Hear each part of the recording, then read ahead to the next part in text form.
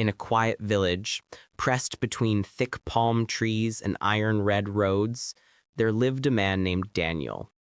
He was tall and broad-shouldered, with eyes that seemed carved from river stone. He worked as a woodcarver, shaping masks and shrines from the sacred Iroko trees. Everyone respected him.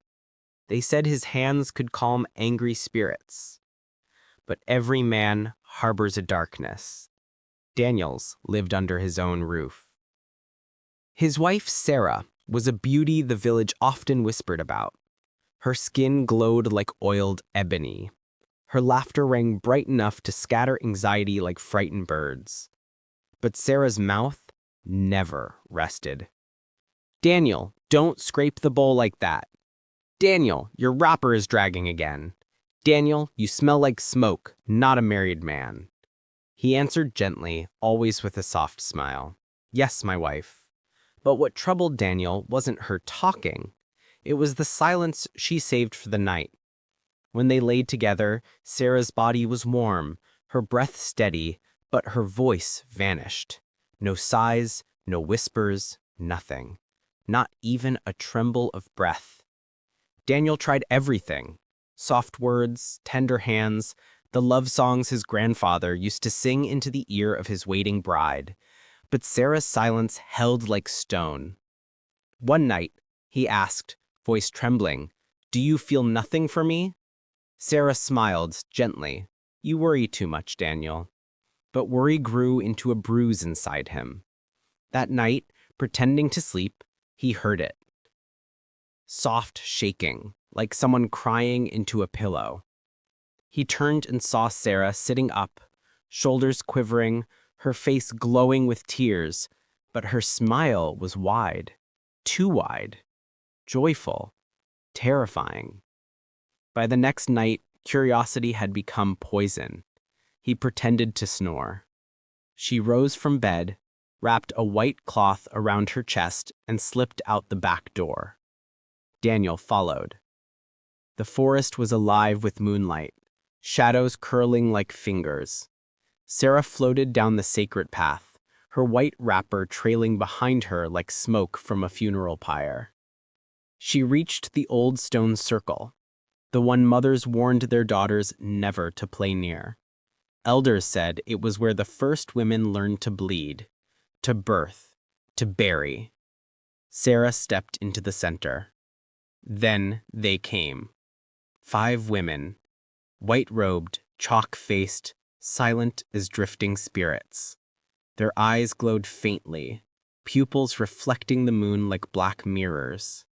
They surrounded Sarah, humming a low note that rattled Daniel's bones. The eldest woman, her hair long and gray, her back straight as a staff, spoke.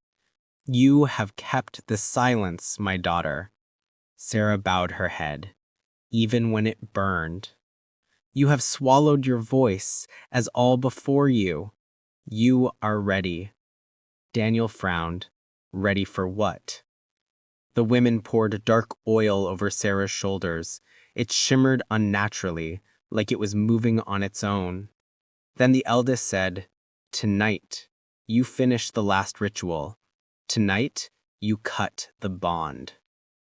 Daniel leaned forward confused, then stepped on a twig. Snap! All heads turned. Sarah's eyes widened, and the smile she wore was unfamiliar, almost hungry. "Daniel," she whispered, but her voice was no longer soft. It vibrated like a drum struck in a deep cave. The eldest woman grinned, revealing teeth blackened by herbs. "So the husband follows." Daniel ran. Branches tore at his skin, shadows clawed at his feet.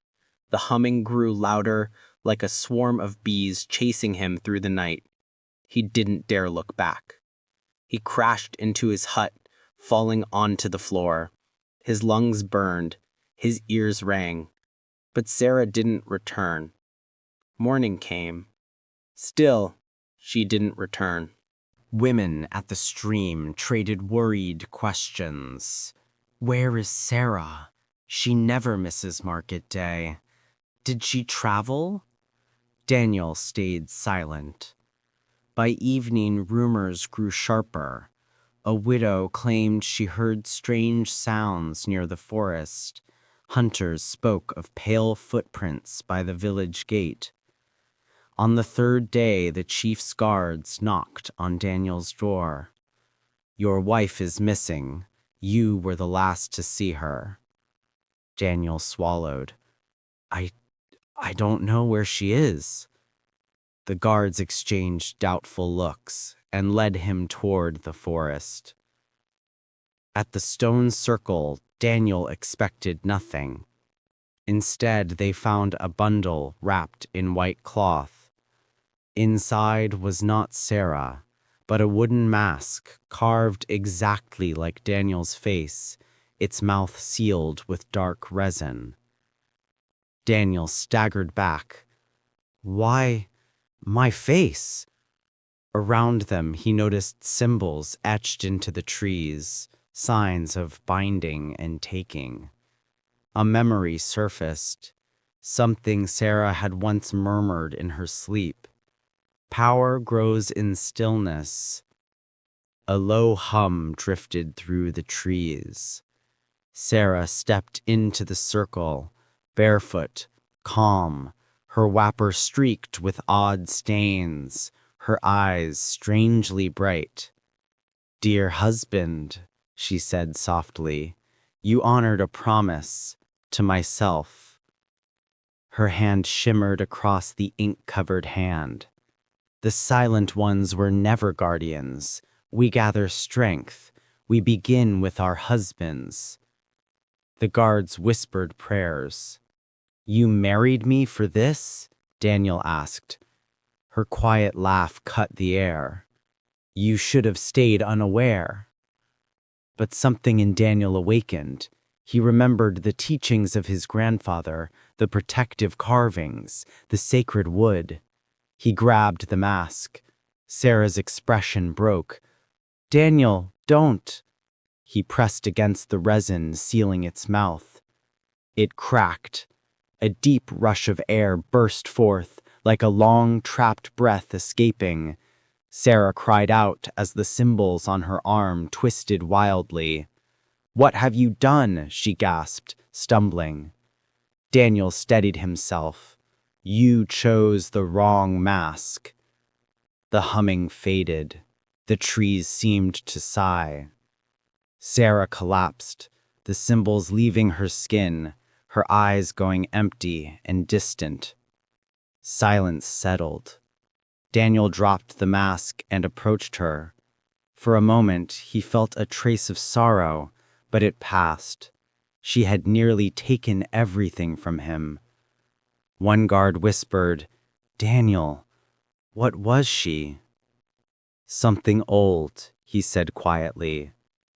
"Something searching, but it's over now." The chief guard nodded. "You saved us all." As they walked back toward the village, dawn touched the sky.